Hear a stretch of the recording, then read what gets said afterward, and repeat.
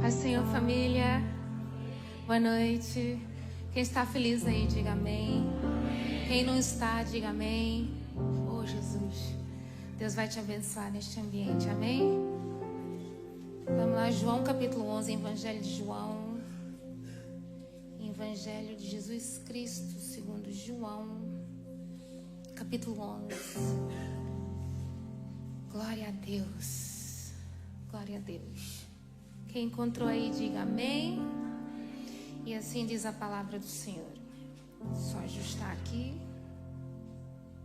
Aí vai. Estava então enfermo um certo Lázaro de Betânia, na aldeia de Maria e sua irmã Marta. Versículo 2. E Marta era aquela que tinha ungido o Senhor com unguento. Ele tinha enxugado os pés com os seus cabelos, cujo irmão Lázaro estava enfermo. Mandaram-lhe, pois, suas irmãs dizer: Senhor, eis que está enfermo aquele que tu amas. E Jesus, ouvindo isso, disse: essa enfermidade não é para a morte, mas para a glória de Deus, para que o Filho de Deus seja glorificado por ela. Olhe para alguém perto de você e diga: o que você está passando, diga mais forte aí, o que você está passando não é para a morte, mas é para a glória de Deus. Ora, Jesus amava a Marta e sua irmã e a Lázaro. Ouvindo, pois, que estava enfermo, ficou ainda 2 dias no lugar onde estava. Depois disso, disse aos seus discípulos: vamos outra vez para a Judeia. Disseram-lhe os discípulos: Rabi, ainda agora os judeus procuravam apedrejar-te e tornas para lá? Jesus respondeu: não há 12 horas no dia? Se alguém andar de dia não tropeça, porque vê a luz deste mundo. Mas se andar de noite tropeça, porque nele não há luz. Assim falou e depois disse-lhes: Lázaro, o nosso amigo dorme, mas vou despertá-lo do sono. Disseram-lhe, pois, os seus discípulos: Senhor, se dorme, estará salvo. Mas Jesus dizia isso da sua morte. Eles, porém, cuidavam que falava do repouso do sono. Versículo 14. Então Jesus disse-lhes claramente: Lázaro está morto. E folgo por amor de vós, de que eu lá não estivesse, para que acrediteis, mas vamos ter com ele. Amém. Versículo 27, pule aí. E disse-lhe ela: sim, Senhor, creio que tu és o Cristo, o Filho do Deus que havia de vir ao mundo. E dito isso, partiu e chamou em segredo a Maria, sua irmã, dizendo: o mestre está aqui, chama-te. Ela, ouvindo isso, levantou-se logo e foi ter com ele. Versículo 32. Tendo, pois, Maria chegado onde Jesus estava e vendo, lançou-se aos seus pés, dizendo: Senhor, se tu estivesses aqui, o meu irmão não teria morrido. Jesus, pois, quando a viu chorar, e também chorando os judeus que com elas vinham, moveu-se muito em espírito e perturbou-se, e disse: onde o puseste? Disseram: Senhor, vem e vê. Amém? Diga comigo: vem e vê. Quando nós entramos no Evangelho de João, o Evangelho de João é um evangelho que tem muitas peculiaridades. Nós vemos João falando sobre o Verbo, que o Verbo estava entre nós, o Verbo era Deus, que ele veio para os seus e os seus não o receberam. Nós vemos João apresentando uma particularidade, algo que fazia parte da personalidade de Jesus. E enquanto Jesus estava na sua caminhada, ele tinha os seus amigos. Diga: Jesus tem amigos. Olhe para alguém perto de você e diga: e você tem amigos? Ih, ficou pesado, né? Porque nós precisamos de amigos. Em toda a trajetória de Jesus, se você for estudar sobre o chamado de Jesus, eu nunca vi Jesus andando sozinho. Ele sempre procurava, sempre chamava. E se você for ver sobre o chamado dos discípulos, iniciou com 70, 70 peneirou para 30, 30 peneirou para 12, 12 peneirou para 3 ainda fica 1. Jesus, ele não tinha problemas em lidar com pessoas. E aqui nós temos uma lição daquilo que Deus quer ensinar para nós. Nós precisamos ser uma geração que precisa de aprender a lidar com pessoas. Imagina se lidar com 3 é difícil. E com uma multidão de 5.000, fora crianças, jovens, fora gente atribulada que existe. Olha para o seu irmão e diga: existe gente atribulada, existe gente perturbada, existe. É uma realidade, mas nós, como igreja do Senhor, como escolhidos do Senhor, precisamos de ter uma capacidade que Ele já enxertou em nós, e através das lutas, das provas, dos desertos, do vale, das tempestades da nossa vida, Ele está nos ensinando a ter algo que não é só fé, porque fé você tem, mas é paciência. Olhe para o seu irmão: não adianta ter fé sem a paciência. Por que muitas pessoas têm fé e elas acreditam que são chamadas, elas acreditam que têm um propósito, que têm uma missão, um destino profético, mas elas não têm capacidades de esperar em Deus e confiar em Deus quando tudo é contrário? Porque falta paciência. Não adianta saber que somos chamados para construir, que somos construtores, porque os nossos dons e talentos não surpreendem Deus, mas a nossa capacidade de suportar aquilo que muitas vezes Ele nos convida a passar por desertos de 40 anos, como o povo de Deus, o povo de Israel, o povo hebreu, que passa 40 anos num deserto de Piairot Migdol, havendo um outro caminho de 3 dias. Porque Deus nos faz esperar 40 anos? Porque o facto de nós sermos construtores, Deus sabe que Ele precisa de construir em nós a paciência, porque é através da paciência que você vai ter marca nos seus ombros. Olhe para o seu irmão e diga: você precisa de ter marcas nos seus ombros. Só quem tem marca nos seus ombros tem capacidade de suportar o que é as adversidades. Não adianta saber que somos escolhidos, não adianta saber que temos uma unção que despedaça todo o jugo, que temos talentos. Isso é visível, o mundo vê, você sabe. Mas nós precisamos de paciência. Ai, Senhor, dá-me paciência. Você sabia que quando você pede paciência para Deus, a Bíblia diz que a tribulação, ela produz paciência. E nós vivemos orando para Deus. Deus tira a prova. Olha para o seu irmão e diga: você vai começar a orar de outra forma. Porque você tem dito: Deus, eu quero o meu milagre. E ele não aconteceu hoje. Não é porque você não é merecedor dele. Porque Deus é galardoador daqueles que o buscam. Deus recompensa o seu esforço. Toda semente tem um retorno. Mas Deus precisa de construir no construtor, em nós, em você, em nós como igreja, algo chamado paciência, para que você se mantenha firme nos dias maus. É fácil ter fé quando tudo vai bem, quando nós iniciamos o Salmo 23 sabendo que o Senhor é o nosso pastor e de nada nós temos falta. Mas e quando o vale da sombra da morte é um caminho que nós não podemos desviar dele? Quantas vezes nós procuramos atalhos com medo do vale da sombra da morte, porque nós achamos que vamos morrer no vale, e quando nós não entendemos o que Deus está fazendo, nós nos esquecemos que o pastor do início está conosco.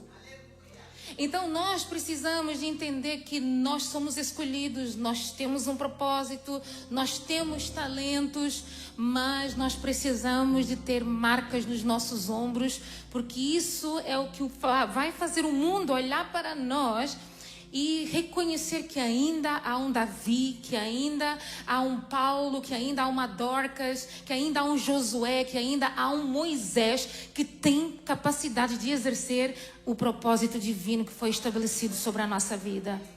Eu quero dizer que Deus, quando olha para você, Ele não olha para você como alguém que não tem capacidades. Ele olha para você e vê em você um potencial. Só que através das lutas e das provas, Ele começa a trabalhar em áreas da sua vida ao qual há limitações. Nós temos limitações. Ninguém é perfeito. Olhe para o seu irmão e diga: você não é perfeito. E aqui já tem algo para você: não procure perfeição nas outras pessoas se você também não é perfeito. Por que nós queremos que os outros contribuam para nós, entreguem para nós e sejam para nós aquilo que nem nós temos capacidade de entregar para eles? Digamos que somos uma espécie de hipócritas. Nós queremos receber mais do que nos colocar na posição de doadores. Aí Deus vem nos ensinar que é bom você ter fé. A fé te faz construir, a fé te dá capacidades de você olhar para o futuro e saber que há uma promessa que nos espera, que há uma porta que pode estar fechada hoje, mas com a permissão divina e uma palavra rema da parte de Deus, essa porta pode se abrir para você passar por ela. Existem pessoas que não conseguem lidar com portas fechadas, mas também existem pessoas que não conseguem lidar com portas abertas. Portas abertas são oportunidades estabelecidas por Deus, ao qual Ele tem data, hora, dia marcado, mês e ano. Ele te convida para essas oportunidades, mas nós temos medo de acessar essas oportunidades. Eu quero dizer para você que Deus está olhando para uma família. Deus tinha capacidade de visitar uma casa onde Ele amava os 3 irmãos, Marta, Maria e Lázaro. A questão aqui não era falta de amor, a questão era entender que quando Deus se apresenta e visita algum lar, Ele visita com propósito. Cada vez que Deus visita uma casa, Ele espera que alguém como Maria se posicione, se assenta aos seus pés e queira receber dEle aquilo que Ele tem para entregar, porque existe um alimento que é divino. Nós estamos nesta quinta da resposta recebendo um alimento divino. Isso é um maná. O que é um maná? É uma palavra rema específica para cada dia que nós nos posicionamos e abrimos os nossos ouvidos espirituais e permitimos que essa semente acesse o nosso coração e nós não deixamos nada roubar essa semente porque ela é valorosa para a nossa história. Repare que Deus visitava a casa, mas Marta estava ocupada, querendo receber muito bem. A Bíblia diz que quando Marta chega até Jesus dizendo: mestre, eu estou muito atarefada, eu quero servir bem. Não é errado, nós queremos servir bem, mas muitas vezes nós servimos tanto que nos esquecemos quais são as nossas prioridades. A nossa prioridade na nossa vida sempre vai ser Jesus. O centro de tudo na nossa história é Ele. Tudo é por meio dEle, e sem Ele nada acontece na nossa vida e na nossa história. Jesus estava mostrando para Marta: você pode fazer muito, você pode ter talentos, você pode ter dons, você pode ter capacidade de administrar empresas, você pode ser alguém eloquente na palavra, alguém com graça, uma capacidade de comunicação incrível, extraordinário, mas se você se esquecer de quem é a prioridade na sua vida, do que vale tudo aquilo que nós fazemos? Para mais tarde ouvimos Jesus: Maria, porém, escolheu a melhor parte. E cada vez que nós estamos apressados e levamos alguns pedidos até Jesus: mestre, são tantas coisas, é tantas lutas, é tantos problemas. Quando nós pedimos ajuda e Maria está priorizando e nós reconhecemos que dentro da casa não há ninguém que possa estender uma mão para você, o que você vai fazer? Reclamar ou olhar para o exemplo de Maria? Repare que a Bíblia diz que Jesus amava tanto essa família que Ele entra dentro de uma casa. Foram poucas casas que Jesus entrou dentro delas. Então esta família era uma família privilegiada por Deus. Eu já quero liberar essa palavra sobre a sua vida. A sua vida é uma vida privilegiada por Deus. Porque hoje você tem acesso à casa, acesso ao ambiente onde Jesus está presente, onde a mesa está preparada e onde Ele tem para entregar aquilo que você precisa, não o que você quer, mas aquilo que você precisa para a sua história. Repare que Jesus fica por tempo determinado e até então vai tudo bem, independente das lições, independente de Jesus falar para Marta que Maria escolheu a melhor parte, mas há um momento que Jesus se ausenta. E aí começam as tribulações da nossa vida, aí começam as indagações da nossa vida. O problema não é quando Deus está falando, o problema não é quando Deus está nos repreendendo, chamando a atenção, nos trazendo para perto. Não é quando Deus está mostrando a nossa realidade. O problema é quando Deus se silencia a nosso respeito. E o problema é quando a luta vem dentro da sua casa e nós estamos falando de morte. Porque até então Lázaro é cometido de uma enfermidade. A Bíblia diz que ele morre dentro da sua casa, ele vem a óbito. Só que antes desse óbito acontecer, a Bíblia também faz questão de mencionar que Marta e Maria, as suas irmãs, mandaram chamar Jesus. Quando você não tem a resposta no dia e na hora que você planejou, o que você vai fazer com a sua história? Entendo, porque nós precisamos de ter fé, mas também a paciência. Porque nem sempre Jesus vai estar disponível para aquilo que você acha que é prioridade na sua vida e na sua história. Eu quero dizer que a ausência da presença e o silêncio de Deus não significa que Ele perdeu o controle. Significa que Ele está te ensinando algo que você ainda não entendeu. Eu tenho falado com muita gente, meninas que sonham, homens que têm sonhos, mulheres que têm talentos, homens que têm dons e talentos, mas não entendem quando Deus te silencia. Por que Deus te silenciou? Se você ainda faz esse tipo de pergunta, eu quero dizer para você: não peça para Deus, para você ser levantado para exercer algo, uma liderança, um propósito na presença do Senhor. Porque quem ainda faz essas perguntas mostra para Jesus que ainda não está preparado. Quando nós olhamos para o silêncio de Deus, o silêncio de Deus não significa que Ele não vai abrir a porta, que Ele não vai te dar resposta, ou que a cura não chegará. 1 Samuel, capítulo 1, a Bíblia faz questão de dizer que em Ramataim, Zofim, existia uma família. Homem crente, família de crentes. A Bíblia diz que Deus fez questão de fechar a madre, cerrou a madre de Ana. Ana era casada com um homem crente que todo ano subia a Siló para sacrificar ao Deus Todo-Poderoso. Ainda assim, ela não gerava. E entra na história uma Penina. Diga comigo, Penina. Tribulação. Alguém que entrou na casa, que gera primeiro o sonho de uma mulher chamada Ana. Só que ela pega o sonho, ela pega a bênção que ela gera e usa isso para afrontar e para humilhar uma mulher que tinha um sonho e ainda não estava vivendo o seu sonho. Ana podia entrar em um propósito de briga, Ana podia bater boca, Ana podia questionar a Deus, Ana podia questionar o seu esposo, mas a Bíblia diz que no meio de uma tribulação, no meio de um silêncio de Deus, Ana levanta um altar ao Deus Todo-Poderoso. Ela só não levanta esse altar, como a Bíblia faz questão de dizer, que gastando-se e deixando-se gastar. Ou seja, ela não se preocupava com o tempo, com o dia, com as horas, porque ela entendia, eu preciso de ter uma prioridade na minha vida, porque só aquele que fecha é aquele que tem poder para abrir. Entenda que as nossas prioridades vão definir o nosso futuro. Quando ela prioriza o altar, quando ela prioriza o Deus dos altares, ela alcança uma resposta. Ela é confundida por um sacerdote, Eli. Quando ela está sem palavras, ela está sem voz, porque não espere que todo mundo entenda a sua vida e a sua história. Olhe para o seu irmão e diga, essa aí é para você. Ninguém tem a obrigação de entender ou de ter pena de você. Deixa eu falar um segredo, você não é galinha para ter pena, você é filho de Deus. Você é imagem e semelhança daquele que te criou e te formou no ventre da sua mãe. Não espere compaixão de pessoas. Simplesmente se posicione no meio da sua luta, no meio da sua tribulação, porque o mesmo Deus que se silencia também é um Deus que tem um tempo determinado para que a sua voz, ó glória, venha a ser ecoada na sua vida e na sua história. E eu, se fosse você, já estava de mãos erguidas dizendo, eu sei que o Senhor ainda tem, ó glória, a última palavra. Deus ainda tem a última palavra. Repare que Deus amava Marta, Deus amava Maria, Deus amava Lázaro. Deus te ama da forma que você é. Olha para o seu irmão e diga, Deus te ama. Aliás, Dinato, eu vou falar assim algo, você vai entender. Nós temos sorte que Deus nos ama. Porque se Deus não nos amasse, irmãos, Jesus, caía fogo do céu, você era fulminado. Nem direito à sepultura tinha, ia virar cinza. Né? Que a chuva leva, que o vento leva aí na terra. Que amor é esse que nos preserva com as nossas limitações, com os nossos pecados, porque nós somos pecadores.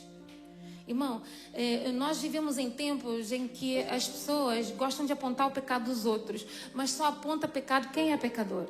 Você sabia disso? Olha para o seu irmão e diga, essa aí também é para você. Porque quando nós olhamos tanto para o pecado dos outros, nós perdemos tempo e tentamos manipular o trabalhar de Deus na nossa vida. Porque quem não quer ser moldado por Ele vai procurar nos outros defeitos e desculpas. Aí nós estamos vendo Deus amando todo tipo de pessoas. Deus te ama com os seus quequês. Chato mesmo como você é aí.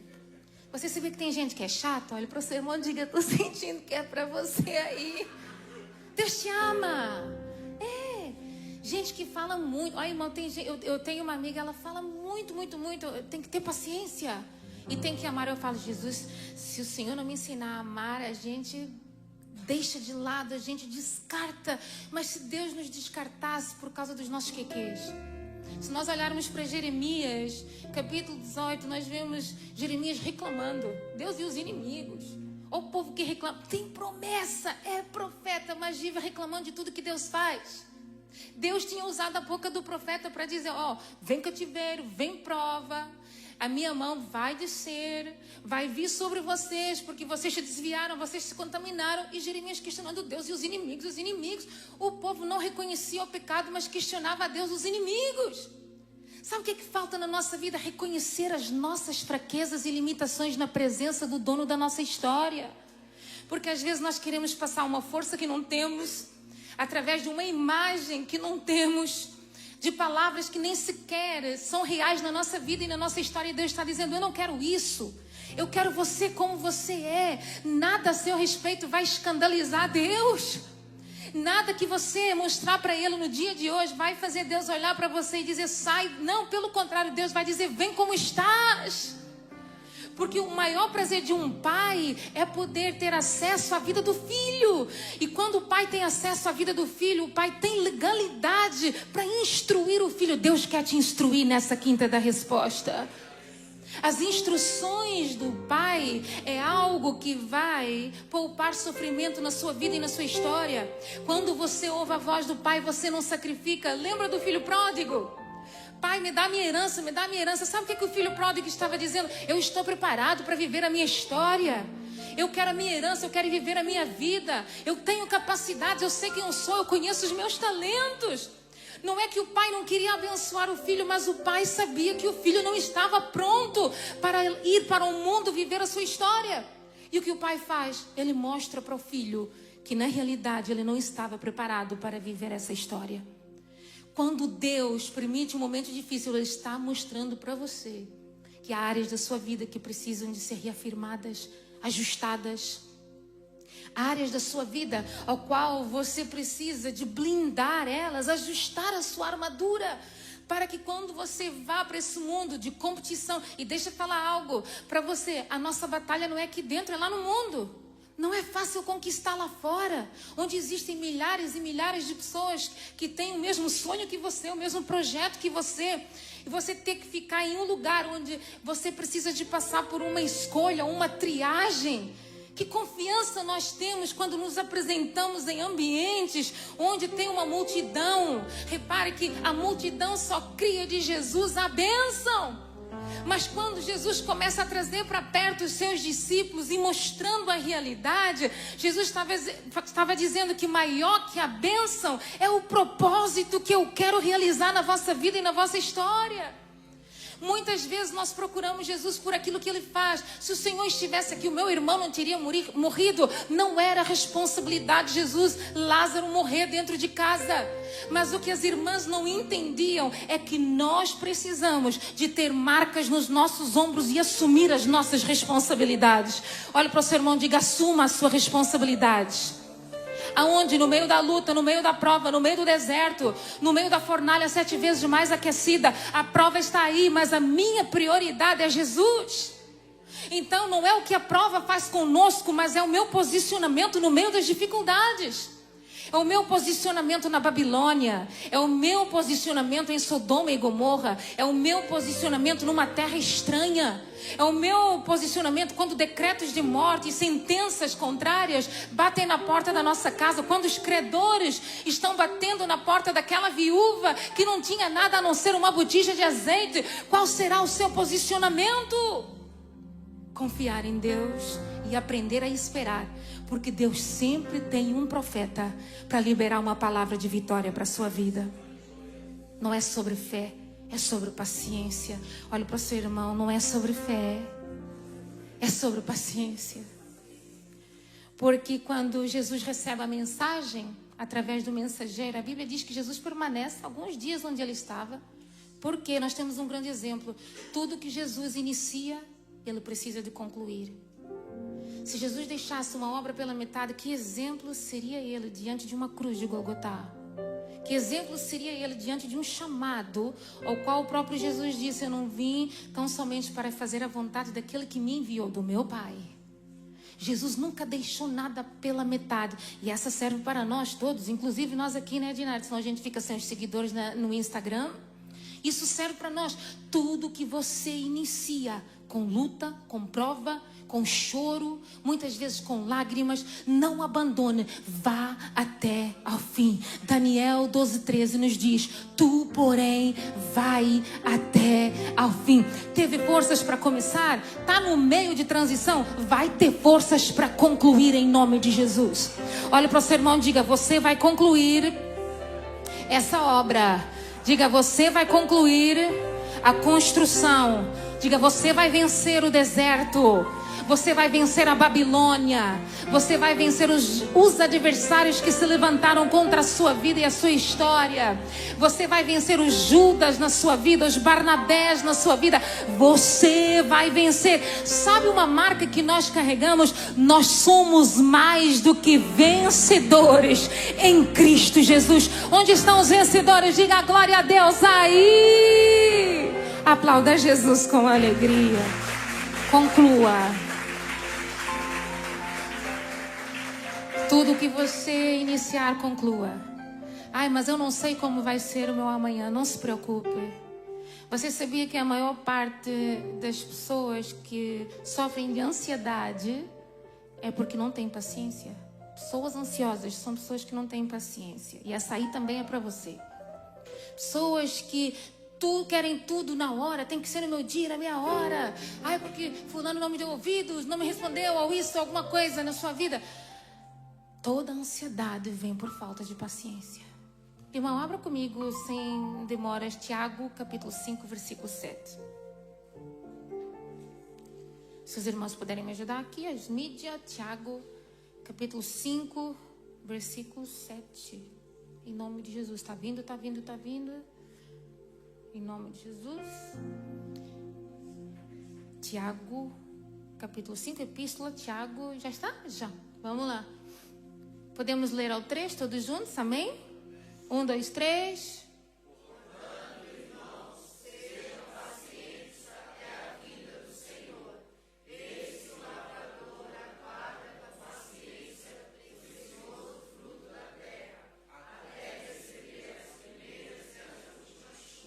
Sejam pacientes, aguardam com paciência. Entende que muitas vezes nós pregamos mensagens de fé. Isso é para estimular a sua vida e saber que Deus ainda faz milagres. Mas não adianta pregar sobre fé se você não tiver paciência para esperar aquilo que Deus vai fazer na sua vida, na sua história. Quantas vezes, Dinarte, nós negligenciamos palavras proféticas porque falamos, creia, creia. Não é só crer, é aprender a esperar crendo. Porque muitas vezes nós recebemos injeções que nos dizem assim, não, Deus vai fazer, você só precisa ter fé do tamanho de um grão de areia para transladar, o grão de mostarda, para transladar montes, para vencer batalhas, mas você também precisa de ter paciência. Não tem como. Imagina o povo de Deus após a morte de José, onde a Bíblia diz que 70 desceram para o Egito. Foram 430 anos esperando por Moisés.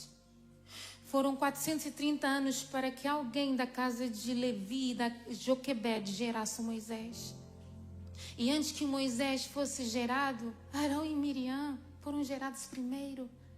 Se esse povo não tivesse capacidade de esperar, e a Bíblia faz questão de dizer que os filhos de Deus clamaram ao Senhor, muitos perderam a fé, mas aqueles que esperaram com paciência no Senhor, viram a resposta de Deus. Entrar no Egito, viram correntes sendo quebradas, viram Moisés ir diante de Faraó, Deus honrar o servo do Senhor, viveram para ver, entraram no novo, ainda que não fosse Canaã, era o novo de Deus no deserto. Porque não tinha como Deus tirar o povo do Egito e colocar diretamente em Canaã. Sabe, nós iríamos estragar a terra. Tem gente que quando acessa ambientes fora do tempo, estraga os ambientes. Tem gente que quando acessa Canaã fora do tempo, ela não vai desfrutar, nem produzir o que a terra já produz. Ela vai destruir o que a terra está produzindo. Por quê? Porque nós não estamos preparados para o tamanho da bênção. Olha, irmão, existem 3 coisas na vida que eu carrego nas tábuas do meu coração. Quem tem paciência aprende a lidar com Judas. Repara que quando Jesus se senta na mesa, ele diz, um de entre vós que está comendo comigo vai me trair. Os discípulos ficaram preocupados. Quem é? Quem é? Revela logo. Porque nós queremos saber quem vai ser o traidor, quem vai trair. A gente quer saber do futuro sem estar preparado para viver o futuro. Jesus está dizendo, o suficiente, alguém vai me trair. É o suficiente. Quando Jesus libera uma palavra, ele está trabalhando a consciência dos discípulos, que nós precisamos de aprender a lidar com traições. Olhe para o seu irmão e diga: essa aí é para você, com todo respeito. Existem pessoas que não sabem lidar com traições e se limitam, ficam bloqueados, traumatizados. Você sabia que se você viver traumatizado com o que fizeram contigo no passado, você fica bloqueado em um tempo? Você fica vivendo fora do seu tempo profético, que é a sua realidade hoje, 2026. Vou te dar um exemplo. Me traíram em 2018. Você está vivendo lá. Porque você acessa o 2026 com medo de se relacionar por causa das traições. E Deus está dizendo: quem tem paciência, quem tem marcas nos ombros, quem tem fé, tem capacidade de lidar com as traições. Nós precisamos de aprender a lidar com Judas. Tem gente: eu vou matar Judas, eu vou vingar de Judas. Está perdendo tempo, porque Judas se enforcou sozinho. O que é para você fazer? Aprender a lidar com o que os outros tentam fazer conosco. Porque o que os outros tentam fazer conosco não define o que Deus já definiu a nosso respeito. Antes da traição chegar na sua vida, a palavra do Senhor chegou primeiro. Então nós não podemos deixar que as traições, ou os traidores, ou aqueles que se revelam, os Judas da nossa caminhada, possam definir aquilo que Deus está escrevendo. E deixa eu falar algo de Deus para você. Deus está escrevendo a sua história. Ela tem altos, tem baixos, mas ela vai ter um final feliz. Ela tem lutas, tem desafios, tem lágrimas. Porque o Salmo 30, verso 5, a parte B, diz que o choro dura tão somente uma noite, mas a alegria vem. O choro não é eterno. Há tempo de chorar, mas há tempo de se alegrar. Eclesiastes capítulo 3 diz: há um tempo determinado nos céus e debaixo dos céus para todos na nossa vida. Há tempo para tudo. Só que diante desses tempos, desses momentos, dessas estações e desses ciclos, permaneça com fé e confiando naquele que já te chamou, que habita na sua vida, que visitou a sua casa, que liberou uma palavra sobre a sua vida e a sua história. Quem carrega uma palavra de Deus aqui? Irmão, ande acreditando nessa palavra. O mundo vai dizer: desiste dela. Mas se você se apropria dela, ninguém pode roubar ela de você. Isso é fé, certeza inabalável daquele que me prometeu é fiel para cumprir.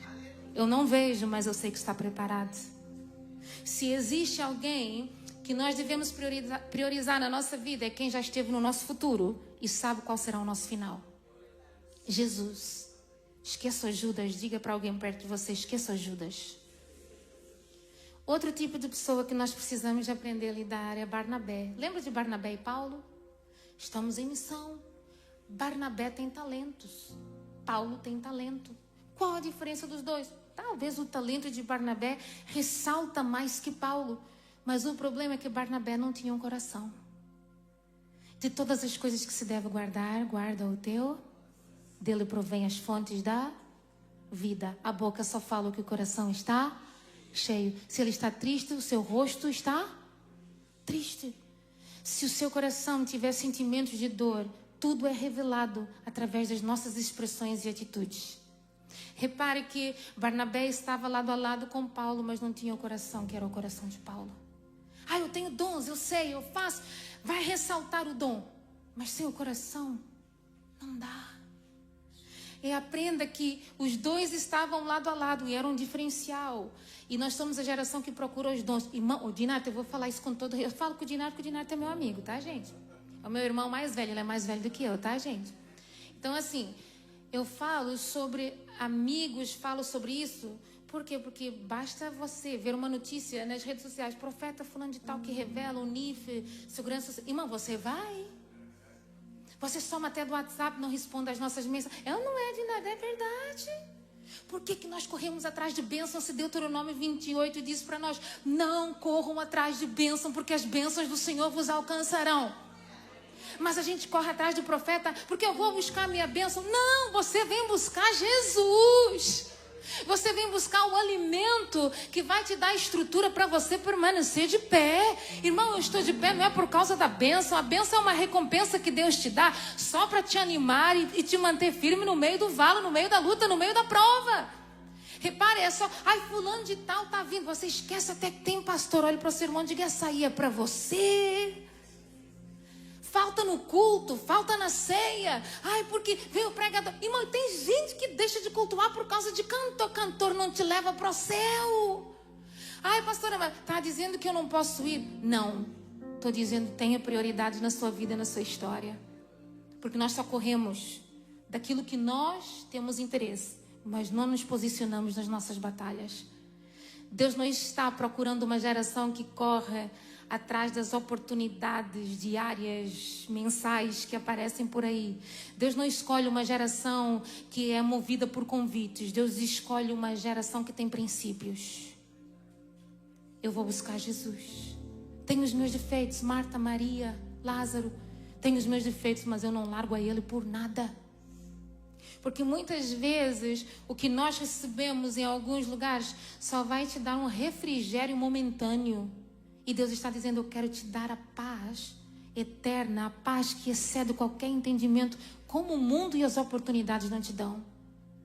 Tem gente que diz, eu saí renovado de um ambiente, mas não tem mudança na sua história. Tem gente que diz, eu visitei, Deus falou comigo. Na primeira luta, desviou.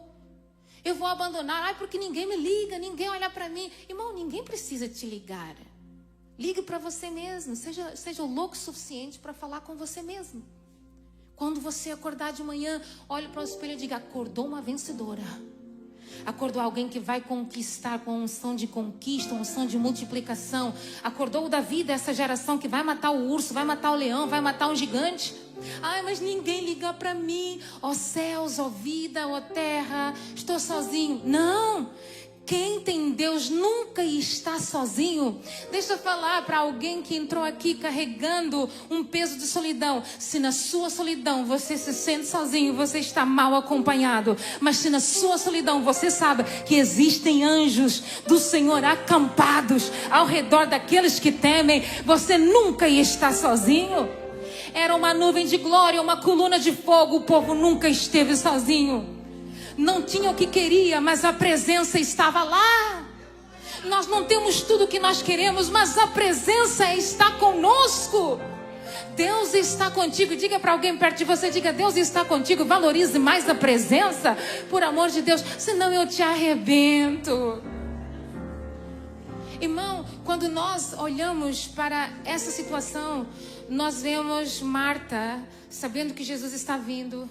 Não no tempo que ela pediu, não quando o mensageiro chegou. E Marta se apressa, Jesus está vindo, então eu vou correr.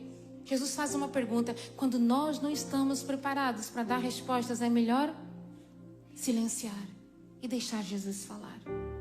Se o Senhor estivesse aqui, o meu irmão não teria morrido. Aí Jesus fala com ela, citando as Escrituras, porque nós somos tão crentes e não entendemos a linguagem divina. Não entendemos a linguagem do pai. Quando o filho não entende o que o pai fala, significa que a sua paternidade não está definida. E às vezes o problema de muitos é a identidade. Porque nós assumimos Deus como Senhor e Salvador e nos comportamos como filho de alguém estranho. Repare que Jesus vira para ela e diz, o teu irmão há de ressuscitar. Ela interrompe o discurso do pai e ela diz, eu sei que o meu irmão vai ressuscitar. Não tem gente assim, olha para o seu irmão e diga, é você de vez em quando.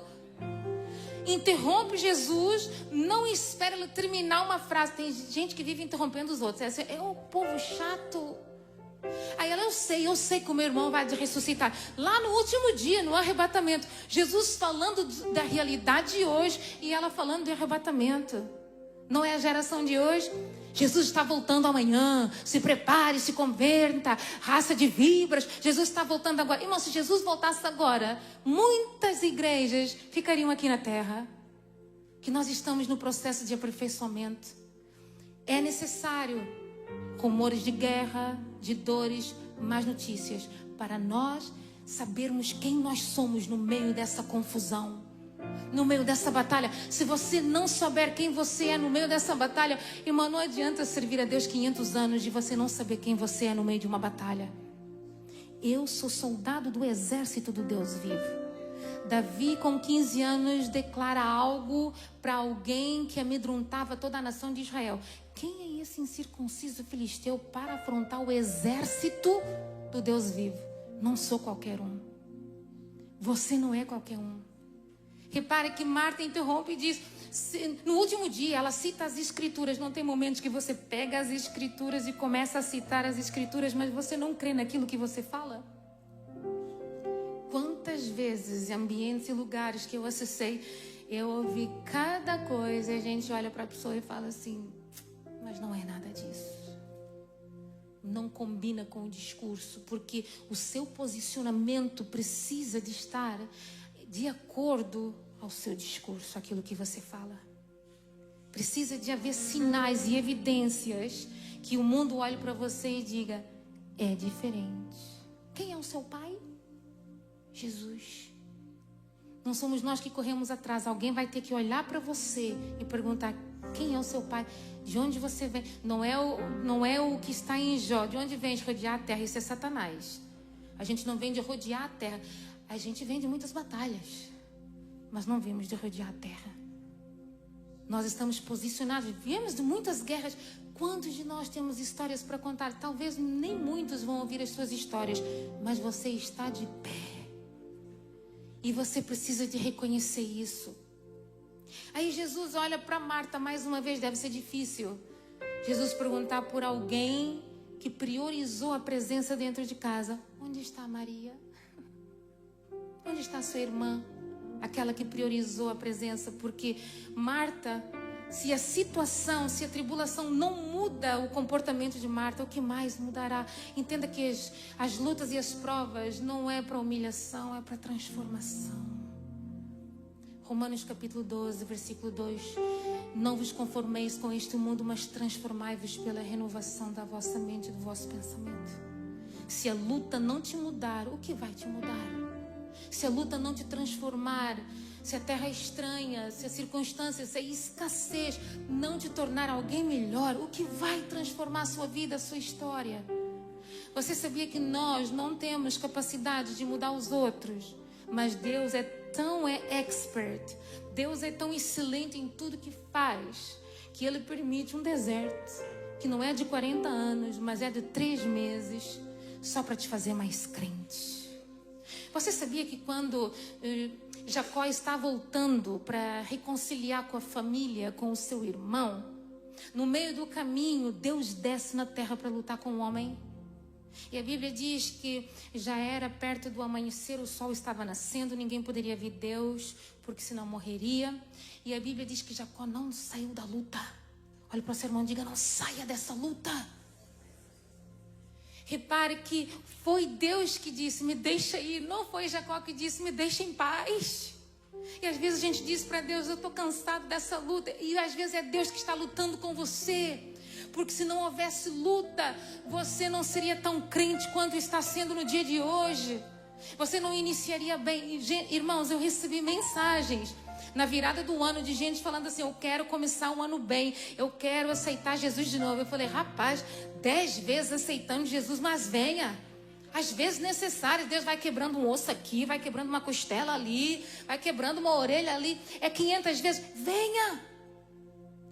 Então assim, quando você entende que a luta não é para te matar, mas é para te processar e te tornar alguém melhor, porque quando você vence essa luta, não é que você sai mais forte, você sai mais sábio.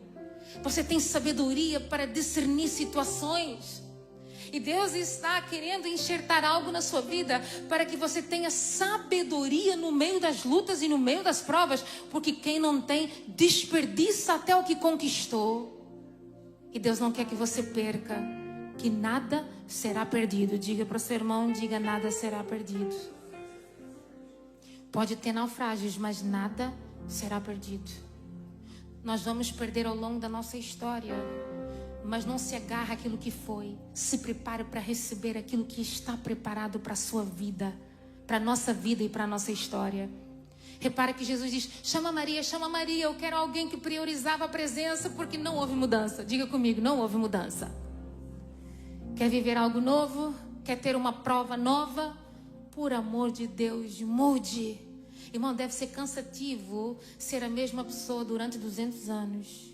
Um exemplo para você entender, não é? Se você viver 200 anos, glória a Deus, né? Mas deve ser cansativo ser a mesma pessoa todos os dias, tendo a capacidade. e disponibilidade, sabendo que há um Deus que tem poder de transformar a nossa história. Se cansa de ser o mesmo. Se permita se tornar alguém diferente, um diferencial. Se permita ser novo, a ponto das pessoas olharem para você e falar assim: você está bem? E você vai falar: está tudo bem.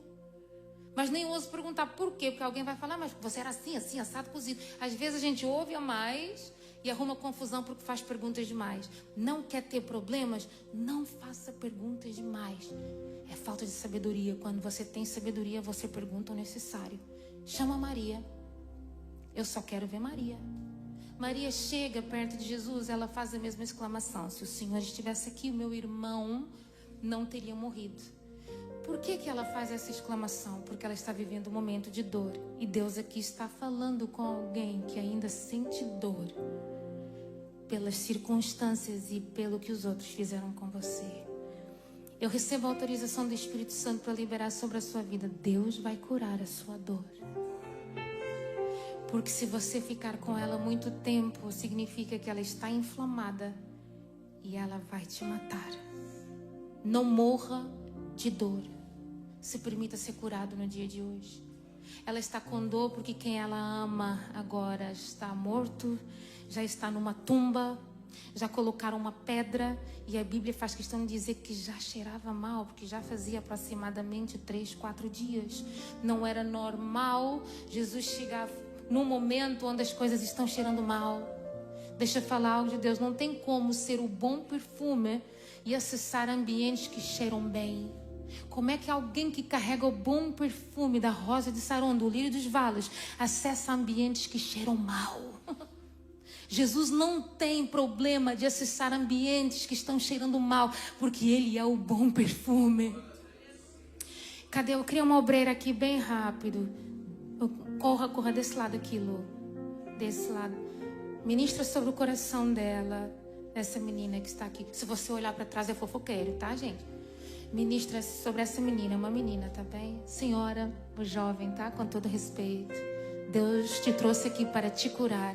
Essa dor não vai caminhar contigo 2026. Feche seus olhos por alguns instantes. Agradeça a Deus porque há uma unção de cura na casa. Meu Deus. Deixa Deus curar essa ferida, essa dor. Deus arranca essa raiz de amargura que cresceu de uma forma tão grande que te impede de ser livre. Deus quer te libertar, vai ser livre, vai viver a sua vida, vai conquistar os seus sonhos, as promessas e viver o seu propósito. Essa dor não é sua, é um peso que você tem carregado durante anos sobre a sua vida e a sua história. E Deus está tirando esse peso porque uma nova história, um novo capítulo Deus está escrevendo hoje. E Deus está cessando essas lágrimas de tristeza, de angústia, de dor, de sofrimento e trazendo um cântico novo sobre a sua vida e a sua história. Agradeça a Deus por alguns instantes. Diga obrigada, Jesus, por essa unção de cura. Meu Deus, o ambiente esquentou aqui. Diga, Jesus, obrigada por essa unção de cura. Queima, Jesus, com esse fogo que nos restaura. Fogo que queima a palha seca que não faz parte da nossa vida nem da nossa história. Em nome do Senhor Jesus, vai queimando toda obra contrária, tudo aquilo que não provém de Ti. Todo o passado, todo o peso, toda a opressão, toda a depressão. Vai queimando agora todas as dores, todos os medos, a inconstância, a dúvida. Em nome do Senhor Jesus, queima, queima, queima, queima, queima. Nessa hora, em nome do Senhor Jesus, toda baixa autoestima, em nome de Jesus, em nome de Jesus, toda síndrome, toda insônia, todo sintoma de derrota, eita Deus, toda síndrome do impostor vai queimando agora, vai repreendendo agora toda visão deturpada, visão contrária, tudo aquilo que não tudo aquilo que não provém de Ti, arranca a visão do passado, das coisas velhas, ó Deus, ajusta essa visão para o alvo, porque nós nós vamos prosseguir para o alvo. Nosso alvo é Jesus Cristo. A tristeza vai ficar para trás, a luta vai ficar para trás, o passado vai ficar para trás, as dores, as traições, todos aqueles que nos enganaram, que prometeram e não cumpriram, vai ficar para trás em nome de Jesus. Nós somos livres em Deus, temos liberdade no Espírito, porque se verdadeiramente o Filho vos libertar, nós somos libertos. Não existem cadeias, não existem grilhões, não existem algemas, não existem limitações para quem traz uma bênção de crescimento e de expansão, uma bênção de colheita sobre a nossa vida e a nossa história. Espírito do Deus vivo, começa enchendo casas vazias, vasos vazios, vai enchendo, transbordando, porque no lugar da dor haverá abundância de alegria, porque no lugar da escassez haverá abundância de azeite. A Bíblia diz que o azeite não parou enquanto houvesse espaço. Deixa Deus encher as áreas vazias da sua vida, até que você possa transbordar, transbordar da glória, da presença do Filho de Deus, da raiz de Davi, do maravilhoso conselheiro, príncipe da paz, raiz de Jessé. Em nome do Senhor Jesus, seja cheio dele, seja cheio por ele. Em nome de Jesus, toma o seu lugar de honra, lugar de honra, lugar de honra sobre a nossa vida. Se o Senhor estivesse aqui, o meu irmão não teria morrido. Maria exclama. A Bíblia diz que Jesus se comove, porque nós precisamos de saber, de tocar o coração de Deus. Repare que a Bíblia diz, através de Salmos, que há alguém segundo o coração de Deus, imperfeito, mas tinha o coração de Deus. Davi tinha o coração segundo o coração de Deus, pela capacidade de reconhecer os seus erros e de se arrepender. Repare que há um momento na vida de Davi que os valentes de Davi disseram para ele: mata Saul, mata Saul, mata Saul. Se nós formos dar ouvidos a tudo que os outros falam a nosso respeito, nós não temos o controle da nossa história. Davi tinha o controle da sua vida. Davi tinha o controle do seu coração. Longe de mim tocar no ungido do Senhor. Olha para o seu irmão e diga: não toque nos ungidos de Deus. Ai, mas é desviado. Mas Deus não anula o chamado. Ai, mas é difícil. Não é problema seu. Seu problema é entender que você não pode fazer com os outros o que você não gostaria que fizessem com você. Deus está falando sobre respeitar histórias, respeitar escolhas e acontecimentos. Há um momento na vida de Davi, já vou concluir, mas há um momento na vida de Davi onde seu filho Absalão está na porta do palácio corrompendo, causando uma rebelião. Por causa de um coração que amava demais, Davi não consegue fazer nada sobre o seu filho. A Bíblia diz que há um profeta, Joiada, se não estou em erro, vai até Davi e diz: você ama os seus inimigos e não ama aqueles que estão contigo, que dão a vida por você. Para que Davi se tocasse, existem momentos que nós somos tão movidos pelo coração que nós não temos capacidade de tomar decisões. Não se permita ficar paralisado nos momentos que você precisa de falar não. Falar não também é de Deus. Colocar um ponto final também é de Deus. Colocar um basta e ter uma atitude no meio da sua luta também é de Deus. Olhe para o seu irmão e diga: isso aí é para você. Jesus chama Maria. A Bíblia diz que quando Maria chega, ela exclama, mas antes de exclamar, ela faz algo que Marta não faz. No versículo 32 do capítulo 11 diz que Maria, chegando-se onde Jesus estava e vendo, lançou-se aos seus pés. Maria não ficou no mesmo nível que Jesus, dizendo: se o Senhor estivesse aqui, o meu irmão não teria morrido. Maria desce na presença daquele que ela mesma priorizava, se lança aos seus pés e diz: se o Senhor estivesse aqui, o meu irmão não teria morrido. Que posicionamento no meio da dor, no meio de uma luta é esse que faz Jesus se mover em um território, em uma cidade, no meio de uma multidão? A Bíblia diz que por causa do lançar-se aos seus pés, e quando Jesus vê ela chorando, ele se move, se perturba em espírito. E ele faz algo na cidade de Betânia, faz uma pergunta: aonde puseste quem? O morto. O seu problema tem nome. Você sabia que Deus sempre vai chamar o seu problema pelo nome? Aquele que está morto, a sua realidade é essa. Então onde está a sua realidade? Onde está o seu problema? Jesus está dizendo isso. Onde o puseste? Disseram-lhe: Senhor, vem ver.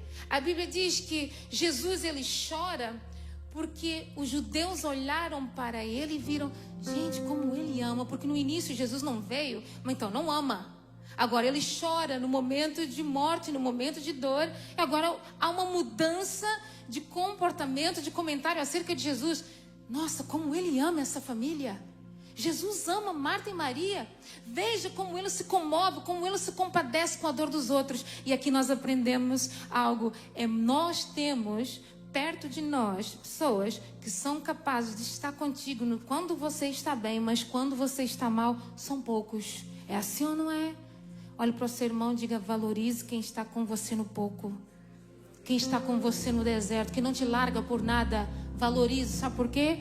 Porque nós vivemos numa sociedade que queremos ser aceitos. Não é sobre aceitação, é sobre saber quem nós somos no meio dessa dificuldade e fazer um diferencial no meio dessa multidão. Repare que Jesus se comove, os judeus mudam e Jesus faz algo. Quando ele decide operar milagres, ele olha para o Pai. Olha o exemplo que Jesus está nos dando. Se você prioriza Jesus, Jesus também prioriza o Pai, porque ele é o acesso até ao Pai, ele é o acesso do céu. Pai, graças eu te dou, porque eu sei que sempre me ouves.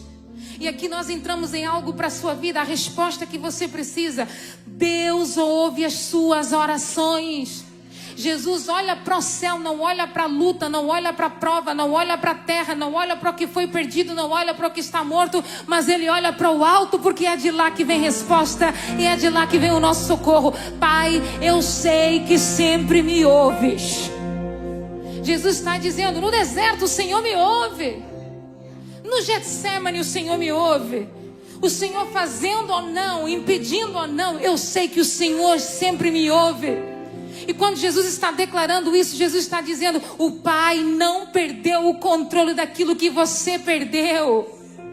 O Pai não perdeu o controle de nada, da sua casa, da sua família, dos sonhos, do propósito, do ministério, se você tem.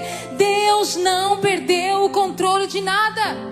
E Jesus, olhando para o céu, ele está mandando uma mensagem para nós. Você perdeu o controle porque você olha para a luta, mas se você olhar para o Pai vai devolver o controle para suas mãos de volta. Deus quer restituir para a sua vida tudo aquilo que a luta tem roubado, a certeza da sua vitória, a sua fé, a sua comunhão, a sua vida com Deus, os seus sonhos. Deus quer devolver para você o controle da sua história. Porque muitos entregaram o controle da sua história para a luta e para a prova. E Deus está dizendo: a luta não tem permissão nem poder para controlar a sua história. Mas você tem poder para controlar a sua história e a sua vida. Jesus se comove e Jesus faz algo, mesmo cheirando mal, depois de 4 dias. Porque não é sobre tempo. E aqui eu quero concluir. Lembra que foi falado de Judas? Lembra que nós falamos de Barnabé? Vamos falar de Noé? Noé constrói um barco sem nunca ter visto construtores. Um exemplo de alguém que construiu um barco do tamanho do projeto que Deus entregou para as suas mãos. Noé faz algo que aos olhos de muitos era loucura, porque não chovia naquela terra, e ele está dizendo: vem chuva. Estou construindo um barco porque vem chuva. E se vem chuva significa que a construção vai andar. Veio chuva, Deus cumpre. Muitos riram de Noé. Noé, ele é tão crente em pegar o projeto, em construir o projeto, em envolver a sua casa e a sua família no projeto, que a Bíblia diz que quando o projeto está pronto, Deus conclui todas as ordenanças. O próprio Deus fecha a porta do projeto e faz o projeto andar. 40 dias, 40 noites de chuva. Diga comigo: 40 dias, 40 noites de chuva. O problema nunca foi os 40 dias, os 40 noites de chuva enquanto Noé estava no barco. O problema é que muitas vezes nós não sabemos lidar quando nós temos acesso a uma terra, um território, e Deus nos dá livramento, a porta é aberta, você planta uma vinha, a vinha dá fruto, você tem vinho, e quando nós não sabemos lidar com a semente, nós nos embriagamos com o fruto. Não adianta ser louco o suficiente para começar bem e terminar mal. Não adianta só ter que aprender a lidar com Judas, com Barnabé, mas nós precisamos de aprender a lidar com a bênção. Noé teve bênção, livramento. Noé constrói o que ninguém construiu, está na história, mas se perde porque não soube lidar com uma colheita, com uma semente, com uma vinha. A bênção não corrompe ninguém. Se nós tivermos estrutura, se nós tivermos fé, se nós confiarmos em Deus, a bênção não corrompe ninguém. Muitos se corrompem querendo ser algo que não foram chamados para ser. E aí nós entramos, existem mentorias, até te dão alguma sabedoria e esclarecimento sobre algumas situações da sua vida. Mas nós estamos falando de coisas espirituais. Os mentorias que o povo paga horrores. Eu fiquei sabendo de valores horrores para saber. Eu não vou dar 1.000 euros, 1.500 euros para saber que cor é que me fica bem. Amiga, eu visto o que eu quero. E se eu achar que estou legal, estou legal. Agora, eu não dou 1.500, eu vou para a Ásia, gente. Por amor, eu vou viajar. Gente, a melhor coisa do mundo é viajar. É vermelho, fica bem, não fica, isso aqui. Por amor de Deus, olha para o seu irmão e diga, eu não estou estragando o trabalho de ninguém, mas por amor de Deus. Rapaz, não é prioridade. O que é que isso vai garantir o seu futuro? E aí nós entramos naquilo, o negócio, tudo é vaidade, tudo é vaidade. Então você é vaidoso, quer impressionar quem? Mas a irmã é solteira. Irmão, não é pela cor que você vai vestir que fica bem que o marido vem. Não existe isso. Olha para as irmãs e diga, essa aí é para você. Não é pela cor, não é pela maquilhagem, não é por isso, é pela essência. É por aquilo que nós carregamos. Mas e hoje a Bíblia diz, o profeta, Deus falou para o profeta, não olhes para a aparência. O que é que a gente faz? Olha para a aparência. Olha, irmão, nós somos tão difíceis. Não olhes para a aparência, porque vocês não veem o que eu vejo. O coração, a intenção com que as pessoas fazem algo na nossa vida. Aí o que acontece? Nós estamos expostos a feridas, traições, a dores. Carregamos tanta coisa desnecessária por causa das tais cores. Olha para o seu irmão e diga, seja você, verde, amarelo, azul, cor de laranja, mas seja você. Irmão, só vai funcionar se for você. Tem muita gente que imita os outros e quer ser os outros e não explora, não aproveita a identidade que Deus lhe deu. Irmão, deixa eu falar algo. Vivemos numa sociedade que só o sangue de Jesus. A sociedade, ela pretende se tornar alguém que já existe, sabendo que ele é único na terra. Irmão, isso não é sabedoria. Aí Deus está dizendo, vocês precisam de sabedoria. Porque eu não posso ser o que a outra pessoa foi chamado para ser. Eu preciso de ser aquilo que Deus me chamou para ser. Mas e o povo? Irmão, alguém falou para mim, pastora, pinta de loiro. Eu falei, amiga, mas eu gosto de vermelho. A intenção é boa. A irmã está ali, lá para trás. Mas a intenção é boa. Mas você gosta de me ver assim. Mas eu gosto de me ver assim. Vai funcionar, irmão. Irmão, a pior coisa é você estar triste com uma aparência que o mundo diz que é bonito e não funciona. Nada funciona na sua vida. Irmão, seja doido mesmo. Eu sou prova viva que os doidos acessam lugares, países, nações, come de graça. Irmão, eu comi de graça na China. Então assim, doido come de graça. Às vezes você está rindo o quê? Nem entendi o que o outro falou. Chinês, mas estou rindo. Aí ele riu, você está rindo o quê? Nem sabe o que eu estou rindo. É tudo doido. Aí o outro falou, gostei de você. Eu falei, é de Deus. Vou te pagar aí uma comida boa. Eu falei, pode aumentar a dose, que o crente aqui come bem. Então, irmão, só os loucos acessam ambientes. Deus te ama do jeito que você é. Seja você. Sua identidade é única. Podem copiar tudo, mas essa digital é sua. Olhe para o seu irmão e diga, é sua. Essa digital é sua. Podem falsificar sua foto, o nome, mas a digital é sua. Só vai funcionar quando a sua digital entrar ali naquele carimbo, entrar naquele negocinho. Só vai abrir as portas com essa digital.